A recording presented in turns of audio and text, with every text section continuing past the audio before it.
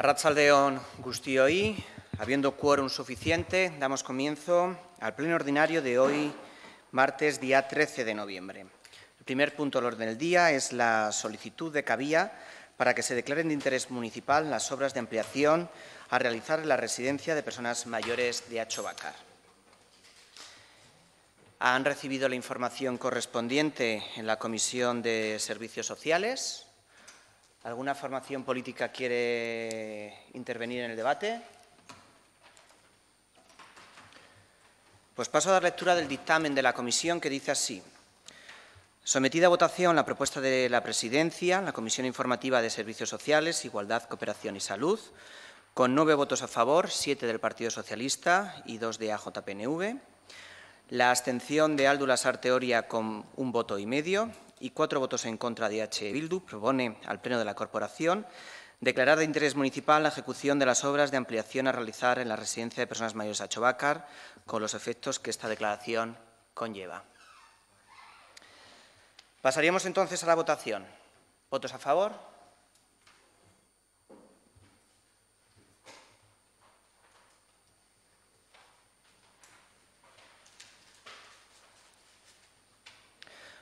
¿Votos en contra?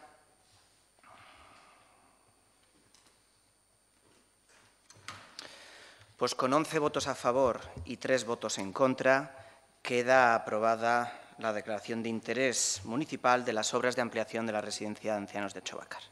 ¿Alguna formación política quiere hacer explicación de voto? Señor Barrio, portavoz de EH Bildu, tiene la palabra. Bai, eskerrik asko alkate jauna. Bueno, lehenengo esan behar duguna da, noski, kontrako bozka eman dugula, baina horrek ez du esan nahi Atxobakarreko zahar egoitzaren zabalpenaren kontra gaudenik. Bueno, nabarmena da, beharrak gero eta handiagoak dira, eta planteatzen den zabalpenarekin, bueno, plaza batzuk edo egoiliar batzuentzako lekuak egongo dira. Alde horretatik, bueno, arazorik ez. Arazo dator, eta hortik gure ezezko bozka edo kontrako bozka, dator, bueno, planteatzen den finanziazioaren bidetik. Ze, bueno, hemen azkenean planteatzen dena da, edo, Kabiak eskatzen duna da, bueno, onura publikoko edo interes municipaleko edo obra deklaratzea, eta horren ondorioz, obra horien ondorioz sortuko diren hainbat plusbalia eta hainbat zergak azkenean ordaindu beharko liratekeela. Eta hemen planteatzen dena da, deklarazioaren ondorioz edo etorriko den emaitza izango da, bueno, plusbalia horien ordainketa egiterakoan, udalak obari bat eman izango zaio enpresari, konstruktoreari, edo, bueno, lizitazioa irabazten duenari.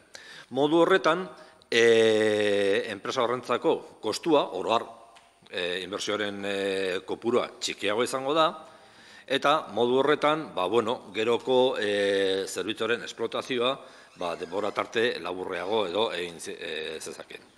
Ze hemen, eta hori da nolabait argitu ez dena, edo, bueno, ez dakit jendeak agian ez dakiena da, bueno, eta Kabiak bidalitako txostenatik irakurriko dut, ez? Handitzeko obra finantzatzeko plazen kudeaketarekin, egungoak, nahiz etorkizunekoak, lotuta egongo da obra kontratuaren esraipedunak aldundiak ezarritako, barkatu, bueno, handitzeko obra finantzatzeko, bueno, obra eta zerbitzu kontratu misto gisa jungo dira, hain zuzen. Osea, lizitazioa irabazten duenak, eraikina egingo du, zabalpena egingo du, horren kostuarekin kargo egingo du, baina gero, hainbat urtetarako, zerbitzuaren kudeaketa enpresa horrek egingo dula. Hau da, azkenean, ari garena da, zerbitzu bat privatizatzen. Eta horren kontra gu gaude. Bueno, aurreko legislaturan eta aldundiatik planteatu zen, bueno, zaharren egoitzak, nolabait, aldundira pasatzea, nolabait, beraiena da eskuduntza, beraien ardura da horren kudeaketa, Eta behin prozesu hori bukatuta, behintzat gure EH Bilduren ikuspegian zegoena zen, zerbitzu publikoa denez, zerbitzu publiko hori aldundiak berak, instituzioak, administrazioak berak ematea. Hori zen planteamentua. Karo, oain hartzen den erabaki honekin, bidea irekitzen da, autopista irekitzen da, zerbitzu hori, gure zaharrei emango zaien zerbitzua, privatizatzeko. Hau da, gure adinekoen zaintza, gurea ere, agian, egongo da, enpresa baten menpe, eta enpresa horrek izango duen helburua izango da, etekina lortzea. Enpresek duten helburua da, etekina lortzea. Bale, orduan, gure Aiton Almonen zaintza, utziko dugu, etekina bilatzen duen agente baten esku. Eta ez du bere gain hartuko administrazioak, behintzat gure ikuspegitik administrazioen helburua da, hain zuzen, herritarren beharrak asetzea, herritarren zerbitzura egotea. Hori da, oinarrian dagoen gure ezazkoaren, gure kontrako bozkaren, arrazoia edo argumentoa nagusia.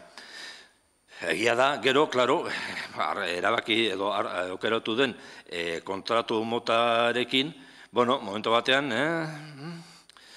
ez bakarrik, eraikuntza eta gero ondoko zerbitzua nolabait privatizatzea. Baizik eta, gainera, gaztelania zirakurtea edo euskeraz, Gipuzkoako Foru Aldundiaren titulartasunezkoak izango dira, hau da, plaza guztiak, eta hortaz, zerbitzua emango duen kontratistak ez du bere gain hartuko jardura arrisku hori. O sea, por lo tanto, el contratista que presta el servicio no asumirá el riesgo de operacional. Hau da, en fin, teoria ekonomiko burgesaren arabera, enpresariak, etekin atera du, baina arriskoan zeo zer jartzen du, etekin hori nolabait justifikatzeko. Kasu honetan ez. Osea, lizitazioa erabazten duenak, ziurtatuta izango du, hori, etekina. El contratista que presta el servicio no asumirá el riesgo operacional. Ulertezina. Behintzat, ulertezina ezkerreko ikuspegia dugunentzat. Oso koherentea, eskuineko edo ikuspegi burgesa daukatenen aldetik. Esango digute, klaro, dirurik ez dagoela, eta orduan, bide horretara jo behar dugu, halako obra edo zerbitzua emateko. Ez gaude, ados. Betikoan gaude, dirua badago. Diru mugatua, noski, badagoela, diru mugatua, eta kontua da, lehentasuna jarri behar direla.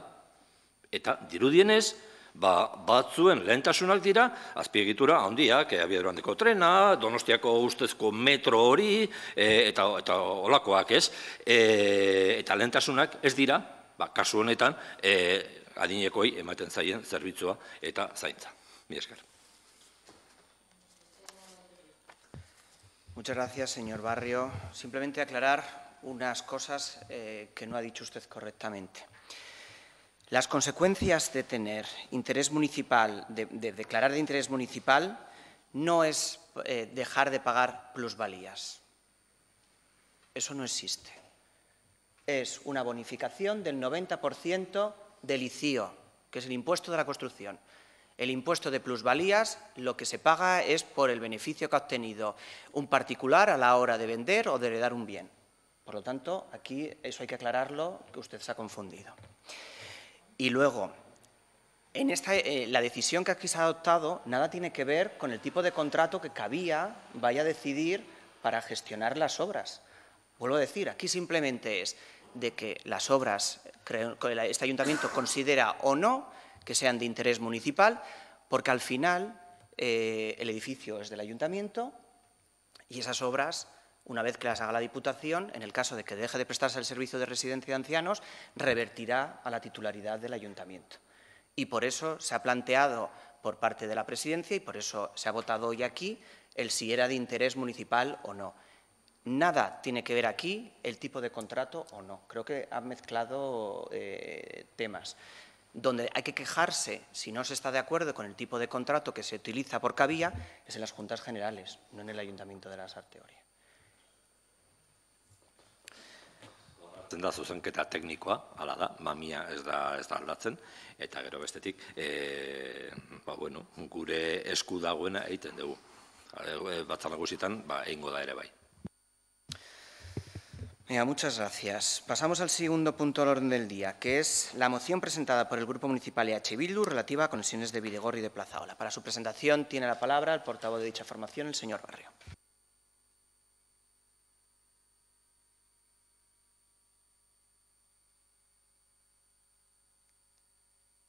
Mila esker. Bueno, mozioak horrela esaten du, ez?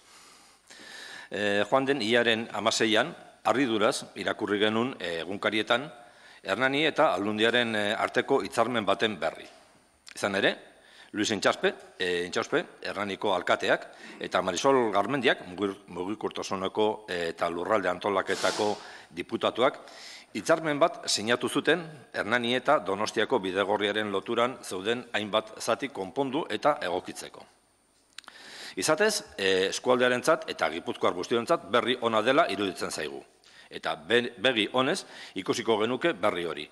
Ez balitz, Marisol Garmendiaren hitzek sortu diguten ezinegonagatik. Hain zuzen, agerraldi horretan Garmendia PSOko diputatuak honako hau adierazi zuen. Eta hitzez hitz hartuko ditugu bere adierazpenak. Donostia Plazaolako bide berdearekin lotzeko proiektua amaituko duen bide hau apustu estrategikoa da Foru Aldundiarentzat. Eta Hernani eta Donostia lotzeko bidea osatuko du, eta gainera, ibilbide hori Leitzatik pasatuz, Irurtzuneraino iristen den Plazaolako bide berdearekin lotuko du. Bide hori osatzeko 3 kilometro besteik ez dira falta. Proiektu horri esker, Donostiatik Irurtzunerainoko 75 kilometroko ibilbide bat osatuko da. Zati, erabakigarria izanik, buruntzaldeko mugikortasun jasangarri eta osasungarrirako. Hauek dira, Marisol Garmendiak egindako adierazpenak. Sortzen zaizkigun zalantzak agerikoak dira. Alde batetik, bide berdea Donostiarekin lotzeko proiektua amaitutzat ematen duela esaten du diputatu sozialistak. Ahaztu egiten zaio, Plazaolako ibilbideko zati ederrenetakoak hortik kanpo gelditzen direla. Lasarte Oriako lur eremuetatik pasatzen direnak, hain zuzen ere. Luzaera handiko 2 tunel eta ikusgarritasun handiko 2 zubiz ari gara. Gure udalerriko bizita erakargarri bihur daitezkenak bere alde egiten bada. Plazaolako parkearen proiektuarekin adibidez. Susmoa dugu, Plazaolako ibilbidea amaitutzat eman nahi duela diputatuak bertatik Lasarte Oriako eremua kanpo utzita. Eta hori argitu diezagun nahi dugu. Larriak iruditzen zaizkigu Garmendia Anderearen adierazpenak. Alde batetik, gezurretan ari delako bide berdearen Donostiako lotura amaituko duela esaten duenean, izan ere, hori Lasarte Oriako bidea burutzen bada gertatuko bai da, ez bestetik. Eta bestaldetik, Plazaolako Lasarte Oriako zatiaren alde ez duelako egiten igaro diren ia 4 urte hauetan. Gure herriarentzat funtsezko erakargarri turistikoa izan daitezkenean. Gogorazi behar dugu, 2005ko Gipuzkoako Bidegorri sarriaren baitan agertzen direla Ostarango zatiaren 2 alternatibak, Lasarte Oria Urnietarekin lotzeko. Gehigarrian, aurkeztu genituen gehigarrian agertzen direnak. Lehena, txanpinoien tunela bezala ezagutzen duguna da. Eta bestea, honen bide alternatiboa. Txanpinoien tunelaren bide alternatiboa. Tunelen afera desblokeatzeko zailtasunak ikusita. Biak egiteke agertzen dira urdinez marraztuta, pasatutako anexoan. Baina, legegintzaldia amaitzear da eta ez dugu mugimendurik ikusi. Eta ez dugu egongo denik ere espero, zoritzarrez. Egiari zor, Garmendia Andreak Gipuzkoako Bidegorri sarearen aldeko apusturik ez du egin Gipuzkoan eta Lasarte Oriari dagokionez, are gutxiago. Izan dezagun gogoan Usurbilgo udalak atxobakarko lotura burutzea eskatu dionean, Troiako trenbide pasabide aski arriskutsua saiesteko. Ezezko borobila jaso du. Era berean, gauza bera, Errekaldeko igogailuaren zatia saiesteko eskatu denean. Kostu txikiko obra kasu honetan.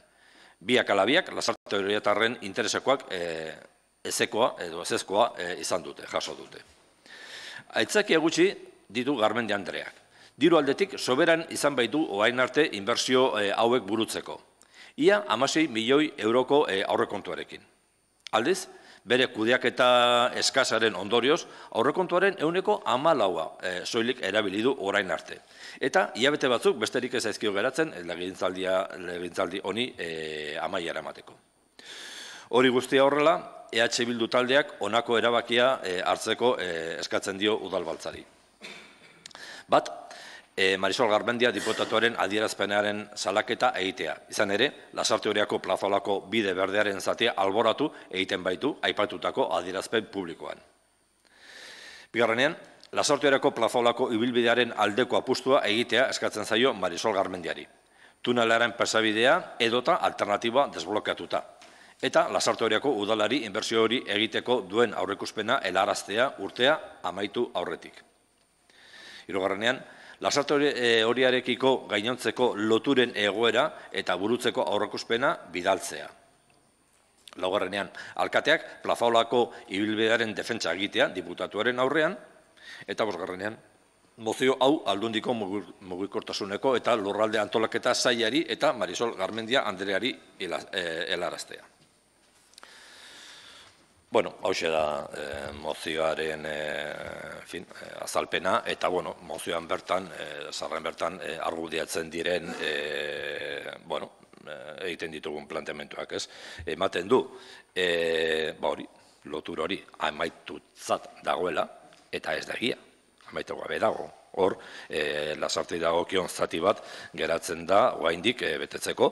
Ez hori bakarrik, baita ere, gero Lasartetik Donostiarekin lotura, ze hori ere, hor Berasategui inguruko horretatik nonbait pasa beharko litzateke, eta hori ere, hor dago airean. Noiz eta, legislaturaren hasieratik, hor aurreikusita zeuden 16 milioi euroko zea ez, partida edo, eta hori, betetze maila edo gastatu dena oso zati txikia, 14%. Mila esker, Barrio jauna. ¿Alguna formación política quiere entrar en el debate? Señor Valdivia, del Partido Socialista, tiene la palabra. Bueno, lo primero, decir que hemos intentado transaccionar con Bildu una moción y no ha sido posible y hemos tenido que hacer una moción alternativa que creemos que es más correcta que la que plantea Bildu. Porque el Ayuntamiento de Lasarte Oria muestra su apoyo a la vía verde del Plazaola y la apoya en su integridad y por eso solicita a la Diputación que muestre también la Diputación su apuesta por dicha vía verde, pero en su integridad, no solo lo que ha dicho. Solicitaremos también al Departamento de Movilidad y Ordenación del Territorio de Diputación Foral de Guipúzcoa pues que realicen un estudio del tramo de la vía verde del Plazaola a su paso por Lasarte Oria y que plantee las alternativas que pudieran darse para llevarla a cabo. Además, que una vez realizado dicho estudio, le solicitaremos que se reúna con el Ayuntamiento de Lasarte Oria para tratar los resultados del estudio y también para todos los enlaces que pueda haber de los diferentes tramos de Bidegorris con el del Plazaola. Y creemos que es más correcta y votaremos en contra de la suya. Muchas gracias, señor Valdivia. Señor Barri, tiene la palabra. Bai, labur erantzuteko. Bai, egia da, jaso genuen, nolabait, eskaintza ez, adosteko, tarteko zera mozio bat. Eta egia esan behar baldin badegu, ados gaude, PSOEk aurkezten duen, edo planteatu digun alternatiba horretan. Hor esaten dena, eta hemen planteatzen duguna, gurean planteatzen duguna, bueno, oinarriz edo funtsean antzekoa da. Zergatik ez dugu onartu? Bueno, aurrekaria daudelako. Legislatura honetan, bi alditan aurkeztu dira pleno honetara mozioak bidegorrien alde. Kasu batean, 2016ko martxoko plenoan, PNVk aurkeztu zuen mozio bat, zentzu horretan, orokorra, baina, logika berean, hau batez, onartu zena. Eta gero, 2006 urtean ere bai, bukaeran, azaroko plenoan ikustu dut, hor non bai daukat, gure aldetik beste mozio bat ere aurkeztu genuen. Eta, funtsean, eta oinarrian, eta guain PSOEk ematen duen, aurkeztu duen alternatiba horrekin, logika berean goaz, hau da, bidegorriak elementu importanteak dira, bai komunikazio aldetik, bai aizialde aldetik, eta bai osasun aldetik. Orduan, babestu eta bultzatu beharrekoak. Orduan, horretan ados gaude. Karo, zein da arazoa? Arazoa da, adibidez, 2016ko martxoko horretan, PNVk aurkezten du bere mozioa, hau batez, onartzen da, lehen esan daun bezala. Eta gero, PSOEk aurkezten dio gehigarri bat, emendakin horri, Gehigarri horretan esaten da, Udalbatzarrak Gipuzkoako Foru Aldundiari eskatzen dio buka ditzala bidegorrien sare forala Lasarte Oriako sare municipalarekin lotzeko konexio guztiak. Ados. Udalbatzarrak, beste puntuan, Udal Gobernari eskatzen dio jarrai dezala gaur egungo bidegorri sare municipala lurralde osoa zabaltzen, garapen urbanoan eta aurrekontuetarako albideetan arabera. Ados, onartu zen. Zer gertatu da? Gertatu dena da, hain zuzen, ezer ez dela gertatu. Horregatik, ez da zer gauzatu. Horregatik, gure mozioan, bigarren puntuan, esaten dugu, Lasarte Oriako udalari inbertsio hori egiteko duen aurreikospena helarazte urtea amaitu aurretik. Hau da, nahi dugu konpromezu bat, zerbait zehatza. Ze bestela, dola 2 urte bezala, halako adierazpen ona, egokia, baina airean geratzen dena. Orduan, ia esan, oain, Baldibia jaunak irakurri ditun edo ipatu ditun puntuak ondo, baina maila horretan geratzen dira, hau da, desio agerpen moduan, baina ez daukagu inongo elementurik konfianza ukitzeko. Horregatik ez dugu onartu transazionala, entzuzen ikusten dugulako edo beharra ikusten dugulako nolabait zehazteko, epeak jartzeko, mugatzeko, erantzunak egon ahal izateko. Bestela, hemen plenoan onartzen dira mozioak eta horretan geratzen dira besterik gabe adierazpen hutsak. Mi esker, Barrio jauna. Pasamos entonces a votación de la moción presentada por EH Bildu. ¿Votos a favor?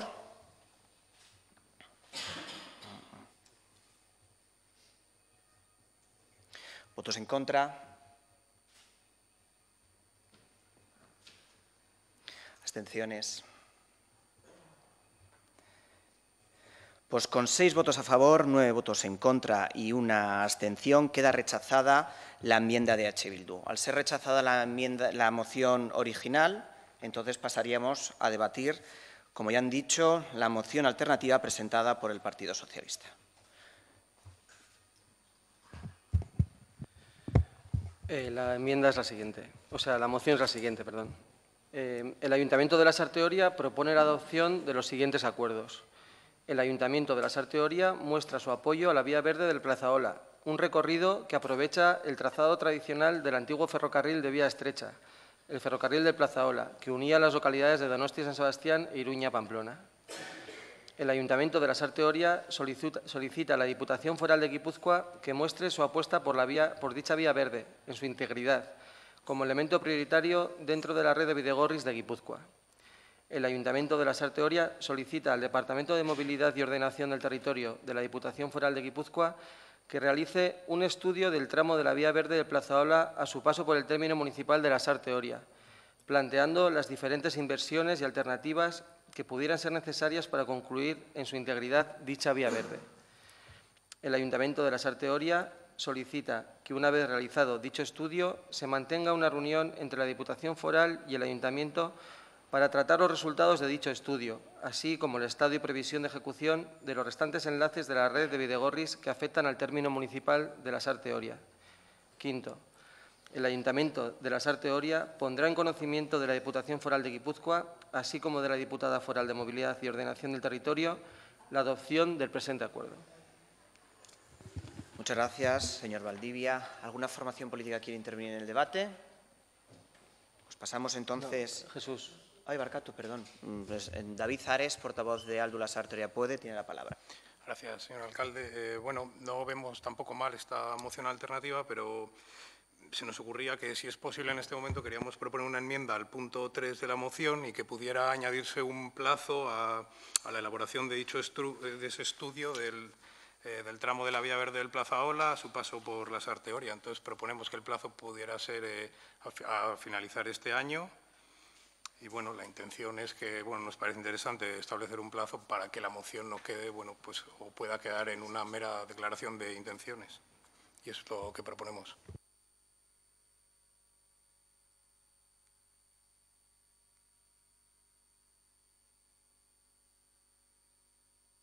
Pues sí, se lo aceptamos. Vale, pues pasaríamos entonces a la votación de la propuesta transaccional que ha habido de la moción alternativa del Partido Socialista con la incorporación de la propuesta que ha hecho Aldu Lasarte Oria Puede. Pasaríamos entonces a votación. ¿Votos a favor?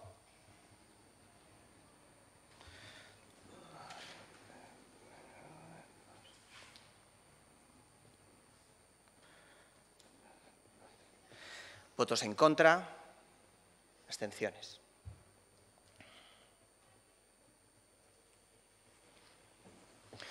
Pues con 12 votos a favor y 4 abstenciones queda aprobada la moción alternativa presentada por el Partido Socialista y la incorporación de la propuesta presentada por Aldu Lasarte Oria Puede.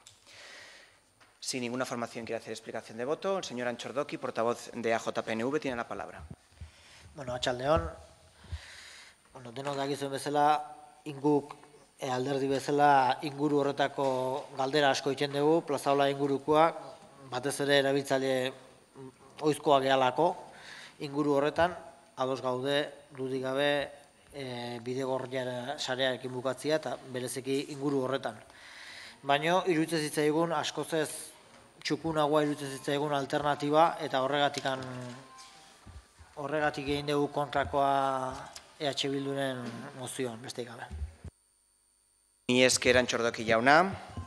Hirugarren puntua, EH Bildu udal taldea aurkeztutako mozioa, azaroak 25, emakumeen kontrako indarkeria ezabatzea. Horretarako, hitza dauka, Barrio jauna, zurea da hitza. Mi esker jauna. Azaroaren 25, emakumeen kontra burutzen den indarkeria mota oro, guztiz onartezina dela esateko eguna da. Gainera, indarkeria sortzen duten eragile eta egitura guztiak errefusatzen ditugula esateko eguna da. Eta gure herrian ez dugula ez bakerik, ez normalizaziorik izango, emakume izate hutsagatik emakumeak hiltzen eta erasotzen jarretzen den bitartean. Aldarrikatzeko eguna da. Horregatik, egun honetan erakunde publikok borroka horretan dugun lehentasunezko eragile izaera berretziz, konpromiso zehatzak hartu behar ditugu.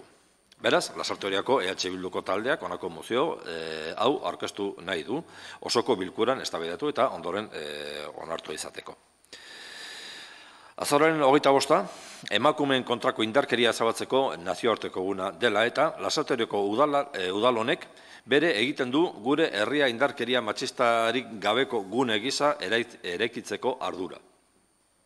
Eta lehentasunezko konpromiso politikoa berresten du indarkeria mota horren adierazpen guztien kontrako borrokan. Egiturazko jatorriaren eta betikotzen duen normalizazioan eraginez. Orden sozial injustua aldatzeko eta emakumeak libre biziko diren justizian oinarritutako elkarbizitza eta emakumeen eta gizonen arteko harreman ereduak errealitate bihurtzeko zedez. Euskal Herrian, estadistikak aspalditik ari dira agerian uzten indarkeria matxistak gora egiten jarritzen duela. Urtea hasi denetik, 8 emakume erail dituzte. Hala ere, ezin dugu ahaztu indarkeria honen adierazpen gehienek egunero gertatzen direnak, normalizatuak eta invisibilizatuak jarretzen dutela. Hedabideek publizitatea, telebista, hezkuntza eredua, emakumeen errepresentazio falta, emakumeak menderatzen dituzten genero estereotipoak eta rolak, sinismenak, praktikak eta jarrerak, besteak beste, injustua eta emakumeak gutxesten dituen orden sozialaren parte dira. Orden hori soziala, ekonomikoa eta simbolikoa da. Bizitzaren arlo guztiak blaitzen ditu. Publikoak naiz pribatuak. Eta emakumeak genero mandatu patriarkalpean izateko asmoz, indarkeria matxistaren adierazpen guztiak erabiltzen ditu. Eralkita matxistek gero eta arreta mediatiko gehiago erakartzen duten heinean, gehienetan emakumeak berbiktimatzeko edo erantzunkizuna emakumeengan usteko errelatoarekin, jendarteak irmoki gaitzesten ditu. Gure ardurak ordea haratago joan behar du. Indarkeria latz hauek legitimatzen eta errasten dituzten indarkeria matxistak, mezu eta adierazpen desberdinen bidez egindakoak guztiak, ikusarazi behar ditugu. Jendartean onarpen zabala dutenak eta normalizatuak mantentzen direnak. Emakumeek egunero jasatzen dituztenak. Eta hala izan ezarren intensitate baxu gisako identifikatzen direnak. Besteak beste, musika munduko hainbat letra zein jarrerek, filme zein bideojoketako rolek edo edabideak transmititzen duten indarkeria simbolikoaz ari gara. Emakumeen bizitzak eta gorputzak kontrolatzeko erabiltzen diren humilazioen, tratu txarren edota irainen bidez gauzatzen den indarkeria psikologikoaz edota soldata txarretan edo lan baldintza prekarioetan antzeman dezakegun indarkeria ekonomikoaz ari gara. Aurten, milaka emakumek hartu dituzte Euskal Herriko kaleak, aski dela ozen esateko. Milaka emakumek planto egin dute emakumerik gabe mundua gelditzen dela bizibilizatzeko. Eta beste horren bestek aldarrikatu dute sistema judiziala patriarkala dela eta emakumeak babestu beharrean ardura haien bizkar uzten ari dela esan dutenak, erasatzoiak justifikatuz. Feminismoak erakutsi digu errealitate bat aipatzeak ikusgai bihurtzen duela.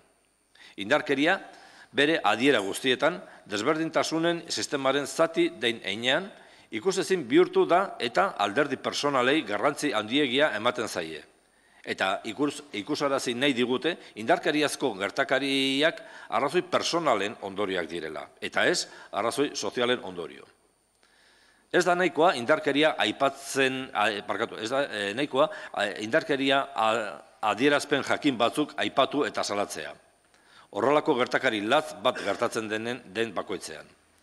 Gertakaria eragin duten arrazoietara jo behar da, sustraira jo behar da, eta hori egitera, erakundeon ardura ere bada. Zeharkako esku hartze integralak eta iraunkorrak abian jarri behar ditugu. Berbiktimizazioa baztertuta, emakumeak sujeto aktibo gisa hartuko dituzten esku hartzeak. Errudun bilakatuko ez dituen esku hartzeak, eta, ahots propioa, eragile aktibo diren neurrian, aitortuko dizkieten esku hartzeak. Horretaz gain, bermatu behar ditugu genero ikuspegi ahalduntzailea barnebiltzen duen hartatze sistema eta erreparazio prozesuak, bai banakoak, bai kolektiboak. Giza eskubideaz ari garen heinean, instituzioen bete beharra da, alegia, mota guztietako indarkeriari gabeko bizitzak izateko eskubideaz. Eta zeregin hori, gure egin behar dugun konpromiso hori, gizartea osatzen dugun eragile guztiok gure egin behar dugu. Hala egiten ez badugu, indarkeria matxistari eusten jarraituko dugulako. Denon erantzukizuna delako, bakoitzaren eragin eremutik aurre egitea sortzen edo babesten ari den indarkeria matxista emaitzeko.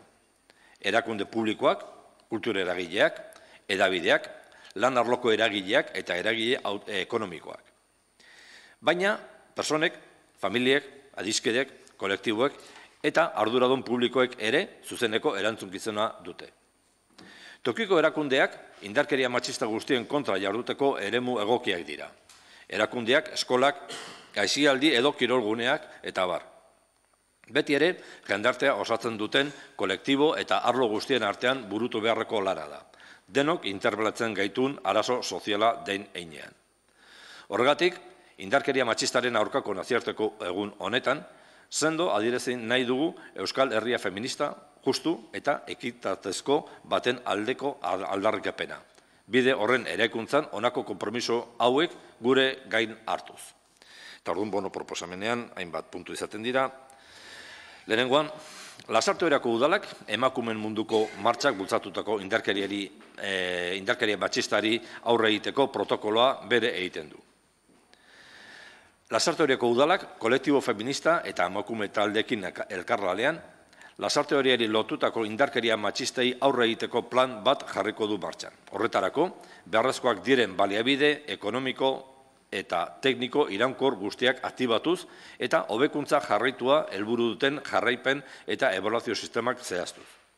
Plan horrek askotariko diskriminazioak jasatzen dituzten emakumeen egoera espezifikoak izan ezik, besteak beste, aniztasun, funtzionala dutenak, lesbianak, transexualak, migratzaileak, probetuak, adin txikokoenak eta emakume horien seme alabenak ere kontutan hartu beharko ditu.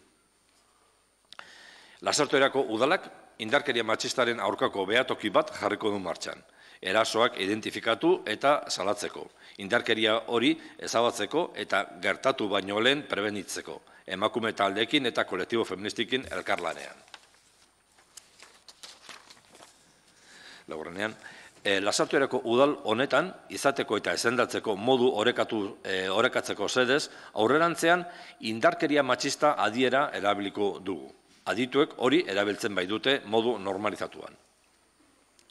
Lasarte-Oirako udal honek 2019ko aurrekontuak definitzeko unean, berdintasun unitatei beharrezko baliabide tekniko eta ekonomikoak emango dizkie eta unitate horiek egonkortu eta indartzeko konpromisoa hartzen du. Lasarte-Oirako udalak foru aldundiari eta emakunderi eskatzen die, emakume eta gizonen arteko berdintasunaren alorreko aurrekontu partidak handitzeko, berdintasun zuzendaritzak eta epaitegietako genero unitateak modu iraunkorrean sendotzeko, eta indarreko legeria berraztertzeko konpromisoa hartzeko. Zazpigarrenean, Lasarte-Oirako udalak hezkuntzako agentei zuzeneko deia egiten die kurrikulum lerroetan genero berdintasuna eta feminismoa zeharka sar ditzaten. Lasarte-Oirako udalak herritarrentzako eta bereziki emakumeentzako dauden baliabideen gaineko informazioa eskuratzeko bideak erraztuko ditu.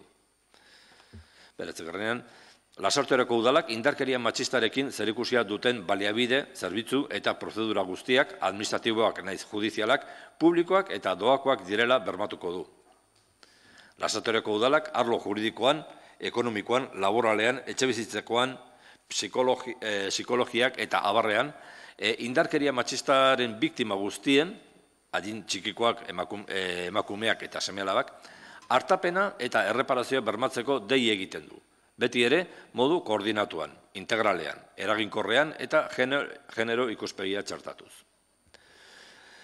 Amaikarrenean, Lasarte-Oirako udalak neskei, gaztei eta emakume helduei zuzendutako jabekuntzak jarduerak abia jartzeko asmoz, prozesu iraunkorrak bermatuko ditu hainbat gai jorratu ahal izateko. Besteak beste, bikote harremanak eta harreman sexu-afektiboak, amodio romantikoak, sexualitate libreak eta bar. Amaigarrenean, Lasarte-Oirako udalak edabidei zuzendutako indarkeria sexistei gaineko informazio protokoloen garapena bermatuko du. Amairugarrenean, Lasarte-Oirako udalak nerabei eta gaztei zuzendutako formakuntza eta hezkuntza espazioak eta prozesuak abiatuko ditu. Emakume eta gizonen arteko harreman parekideak sustatzeko zedez zehazki. Indarkeria matxisten askotariko adierazpenak desnaturalizatzeko, baiezko onespenak lantzeko eta abar. Amairugarrenean, Lasarte-Oirako udalak herriko mutiko eta gizonei zuzendutako lanketa berezituak abiatzeko konpromisoa hartzen du. Afektibidadea, harreman ereduak, maskulinitate ereduak, rol sexistak gainditzeko estrategiak eta parekidetasuna lantzeko besteren artean. Eta horretarako programa zehatzak aktibatzeko konpromisoa ere hartzen du. Amosgarrenean, Lasarteoriako udalak 10 urtetik gorako neskei eta nerabei zuzendutako autodefensa feministako tailer iraunkorrak abiatuko ditu. Hamaseigarrenean, Lasarteoriako udalak indarkeria matxista jasan duten emakumeen erreparazioa eta aitortza banakakoa naiz kolektiboa lantzeko programa iraunkorrak martxan jarriko ditu. Besteren artean, memoria historikoa berreskuratzea, omenaldiak, jardunaldiak, tailerrak, ikerketak, zineforumak, bisibilizazio ekimenak, kaleen izenak kasu jasoz. 17garrenean, Lasarteoriako udalak borroka feministaren alde hartu dugun konpromisoa berretzi nahi dugu, indarkeriari gabeko gizarte demokratiko bat eraikitzeko bide eta tresna nagusia den heinean, eta amaitzeko bat egiten dugu mugimendu feministak azaroaren 25erako deitutako mobilizazioekin eta jendarte osoari ere dei egiten diogu mobilizazio horretan parte hartezan. Bueno, hau da, aurkeztu dugun mozioa, edo, eskakizunen zerrenda. Zerrenda luzea, haien lehenengo eta bat esatea. EH Bilduren asmoan, egon dena, mozioa orkesterakoan, izan da,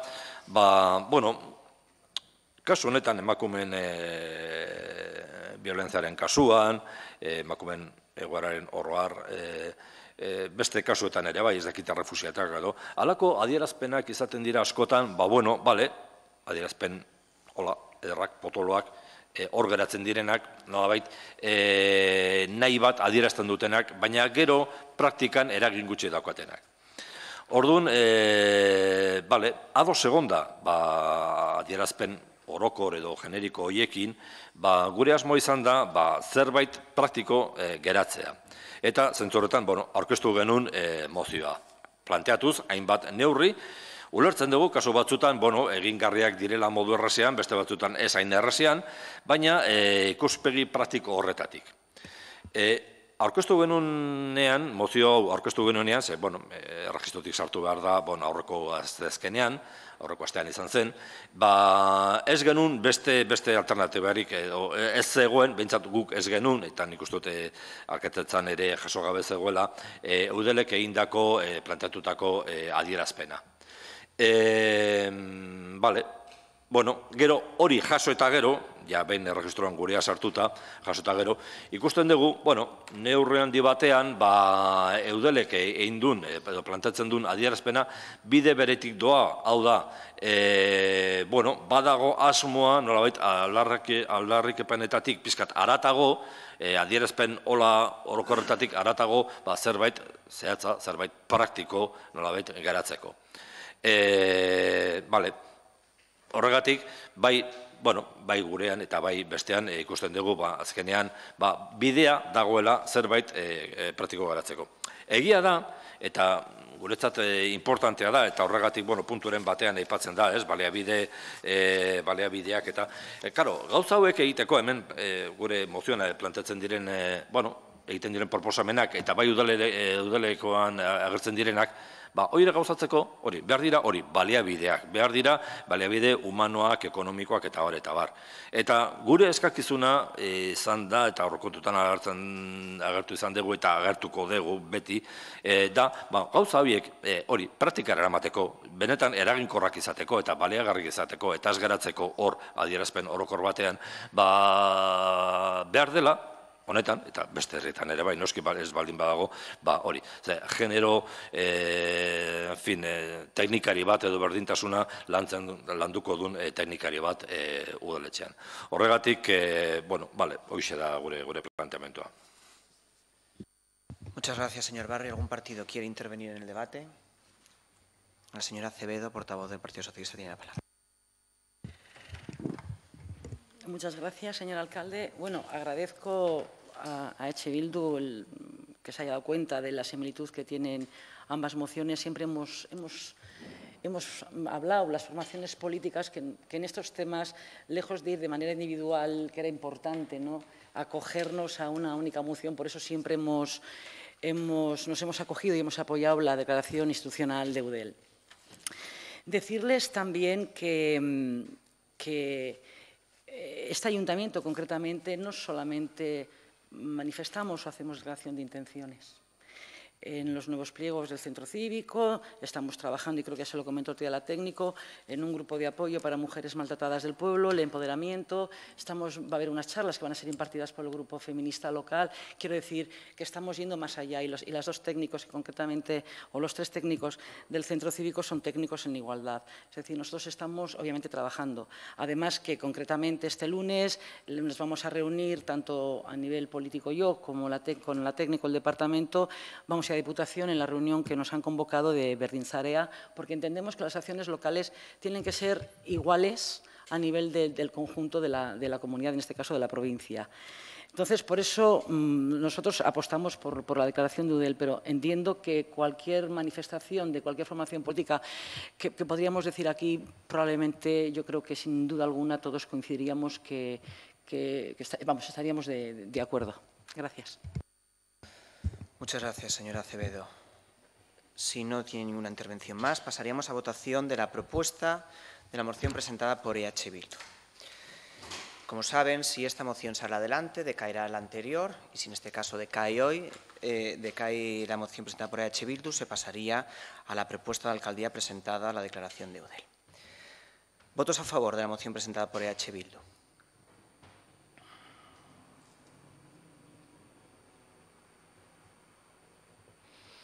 ¿Votos en contra?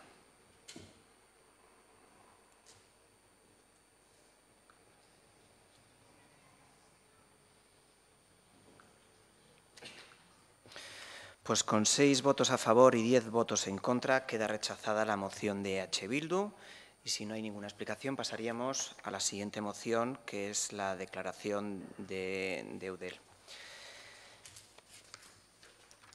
Con motivo del 25 de noviembre, Día Internacional para la Eliminación de la Violencia contra las Mujeres, queremos reiterar nuestro compromiso con la construcción de una sociedad libre de violencia machista. En línea con el marco jurídico internacional, reafirmamos el vínculo existente entre la discriminación y desigualdad por motivos de género y la violencia contra las mujeres, entendiéndola como una violación de los derechos humanos.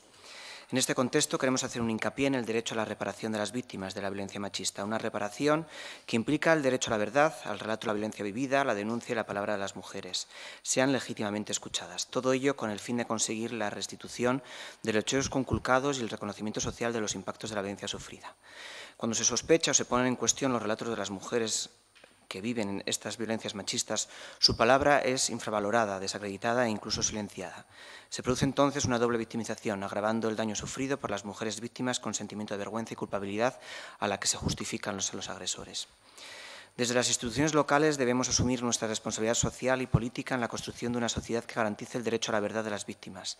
Desde Berdinzarea, Red de Municipios Vascos por la Igualdad y contra la Violencia hacia las Mujeres, se viene trabajando en articular la respuesta municipal ante las violencias machistas, ajustando el marco del Convenio de Estambul y desarrollando prácticas locales para la reparación de las víctimas.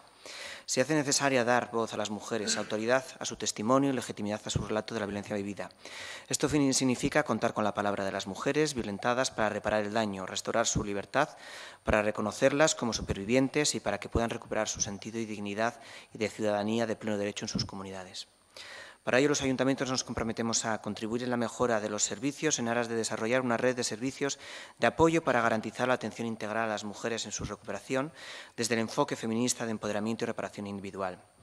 Escuchar a las mujeres supervivientes para diseñar medidas de prevención y seguridad, poniendo en valor las estrategias de afrontamiento que permitan a las mujeres sobrevivir, protegerse y empoderarse.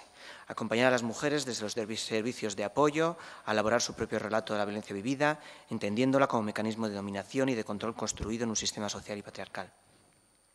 Apoyar iniciativas colectivas, grupos de apoyo y plataformas para que las supervivencias elaboren el relato colectivo de la violencia y reivindiquen los derechos vulnerados y la reparación de vida. Apoyar los procesos de denuncia y reclamación de las víctimas, legitimación del testimonio y las necesidades expresadas por las mujeres. Realizar actos periódicos de reconocimiento público y reparación de las víctimas de violencia machista, tanto individuales como colectivos. Investigaciones para recuperar la memoria de la resistencia de las mujeres, actos de homenaje, jornadas para dar a conocer la memoria y los relatos de las mujeres, talleres de sensibilización con jóvenes. Y, por último, trabajar en colaboración con las representantes del movimiento feminista, expertas y colectivos y asociaciones de mujeres víctimas supervivientes de violencia machista. Si ninguna formación quiere intervenir, pasaríamos entonces a la votación. ¿Votos a favor de la declaración de la propuesta de alcaldía de aprobar la declaración de UDEL? Pues por unanimidad de 16 votos queda aprobado. Pasaríamos entonces al último punto del orden del día, ruegos y preguntas. ¿Alguna formación política quiere intervenir? Señora Antxordoki, portavoz de AJPNV, tiene la palabra.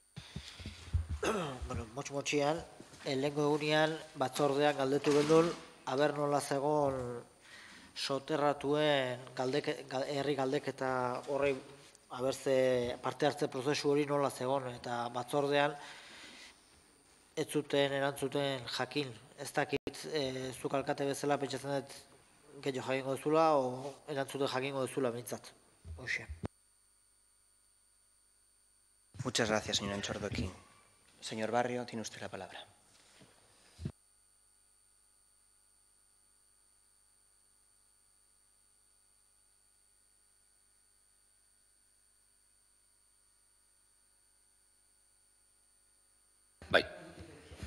Barkatu.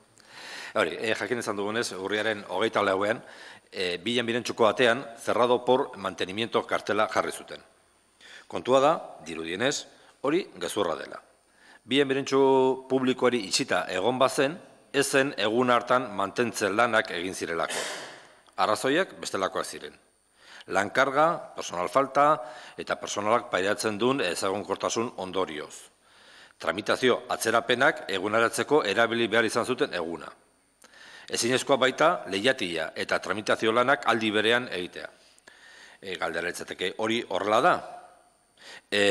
Posible da herritarrei gezurra esatea? Are gehiago egoera larri eta delikatuan personak baldin badira? Inkluso gehiago, legezkoa da herritarrei gezurra esatea? Hau da, mantentze lanak egiten ziren eta esatea hori gertatzen zela. Batzordean, eskatu eta hemen plenoan berriro eskatzen dugu lehenbailen arazoari heltzea eta departamentoaren egoera aztertuko duen lan taldea, teknikari, politikari eta kanpoko adituez osatua aktibatzeko. Ezin dugu horrela jarraitu. Dauden itxaron zerrendak murriztu gabe eta herrian dauden beharrei aurre egin ezinean. Departamento horretan ez dira baldozez edo farolez ari. Personaz ari gara. Egoera zail eta mingarrietan sufritzen ari diren personaz. Orduan, hori itzateke galdera bat. Eta bigarrena, Euskal Jaien eskutik festa egun ederra bizi izan genuen aurreko larun batean lasarte horian. Eguraldi ona lagunduta, jende askok parte hartu zuen egunean zehar modu ireki, alai eta integratzailean antolatutako ekimen eta ekintzetan. Guk egiten dugun egunaren balorazioa oso positiboa da. Eta zoriondu nahi ditugu bertan modu festibo eta integratzailean parte hartu zuten guztiei. Balorazio positibo horretan badago puntu ilun bat. Euskal Jairen kartela osatzerakoan, udalak izan duen interbentzio diskriminatzaile eta baztertzailea. Kartel horretan, udala eta jakun elkartearekin batera, festan lagundu eta parte hartu duten, hainbat persona, komerzio, eragile eta elkarteen izenak agertzen ziren. Salbuespen batekin. Sirimiri elkartea. Nun, larun bateko afaria egin zen, eta bertan horregatik ekarpentso bat egin zuen festa horretara. Euskara Departamentuko Jon Antxordoki arduradun politikoaren arabera, ezin dira udalaren izena eta logoa, sirimiri elkartea agertzen den kartel berean egon. Ulertezina eta onartezina gertatzen zaigu elkar bizitzaz, zubiak eraikitzeaz eta ezberdinen arteko harreman eraikitzeaz sortzeaz hitz egiten dugun garaiotan horrelako erabaki sektario eta baztertzailea. Herriko sare asoziatiboaren parte aktiboa den elkartea intokableen txokora zokoratzen duena. Eta ez eskutatu, mesedez, departamentuko teknikariaren aitzakepean. Erabaki politiko bat hartzen denean, erabakitekoa eutxi edo erratifikatu, baina ez eskutatu, mesedez. Teknikariaren iritziak txosten batean jasotzen dira. Eta guk dakigula horrelako txostenik ez dago. Bestela, erakutsi. Baina horretaz gain, txostena egongo balitz ere, eta berriro esaten dugu txostenik ez dago, Erabakia arduradun politikoaren ardura da beti. Antxordoki jaunaren ardura eta Alkatere jaunaren ardura azkenean. Kasuan, biltzen diren elementu guztiek errespetua eta elkarbizitza adibidez kontutan hartzea. Hori da, bai, baten eta bestearen ardura. Herriko elkarte bat, Sirimiri kasu honetan, baina beste duzen talde, elkarte edo kolektiboa izan daiteke urrengo batean. Pestosoen eta baztertuen eremuan jartzeak ez du elkarbizitzan laguntzen. Kontrakoa, atzera pausu bat suposatzen du. Ondorioz, eta bukatzeko, hauxe da eskatzen duguna. Gertatu dena, gertatu da eta ez du bueltarik. Baina elkarbizitzaren izenean eta lasarte horia kohesionatu eta sanoa nahi badugu, Sirimireko zuzendaritzak eskutik publiko batean ere eskatu bezala, erratifikatzea eskatzen dugu. Gaizki egindakoak onartu, baztertuak izan direnei azalpenak eman, eta aurrera begira horrelakorrik berriro ez gertatzeko konpromiso hartzea eta denok honen inguran gogoeta bat egitea berriro ez gertatzeko. Mila esker. Muchas gracias, señor Barrio.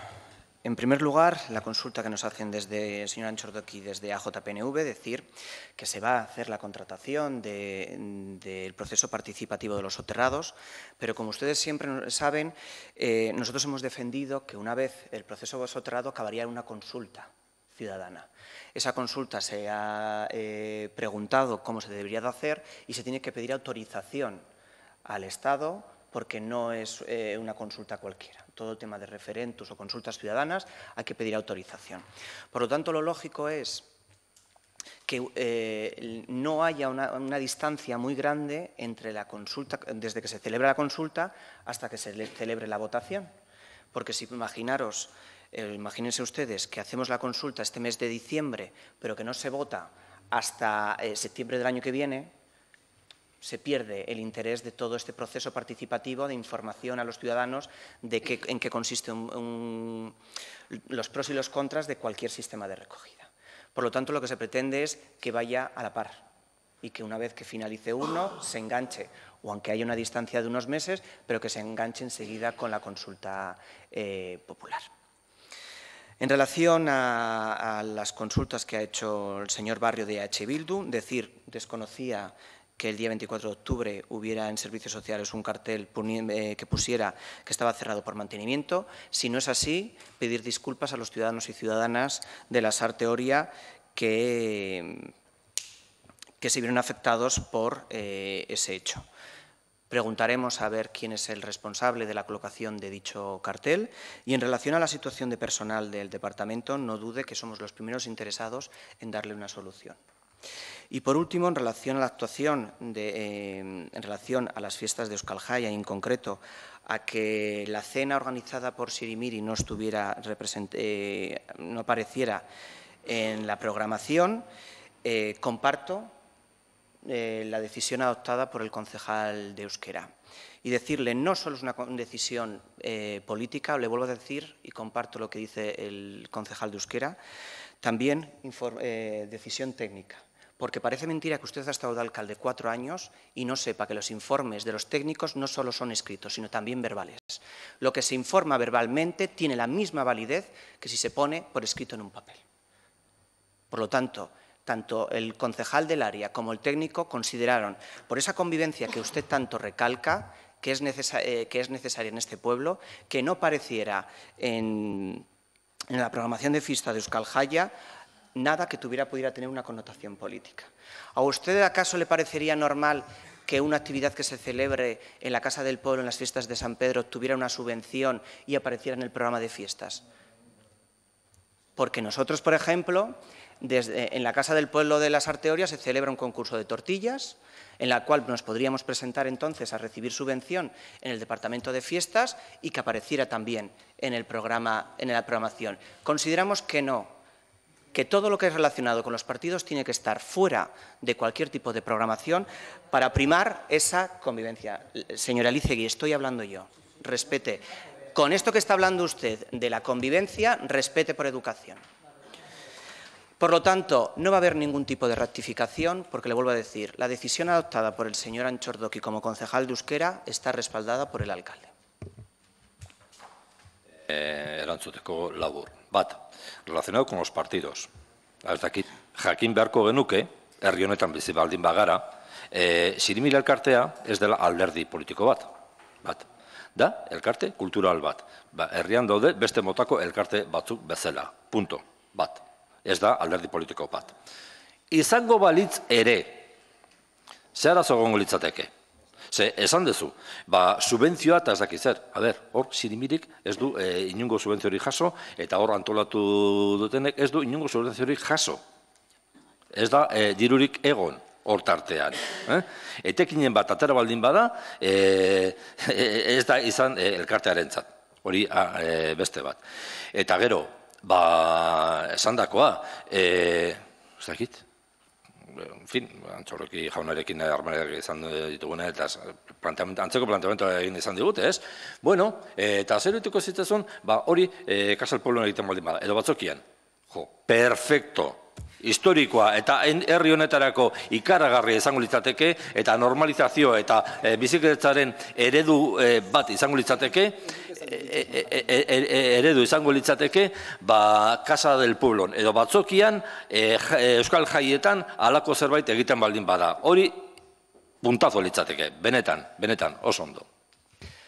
Le vuelvo a decir, señor Barrio, no va a haber ningún tipo de rectificación y la decisión adoptada por el concejal de Euskera está respaldada por este alcalde.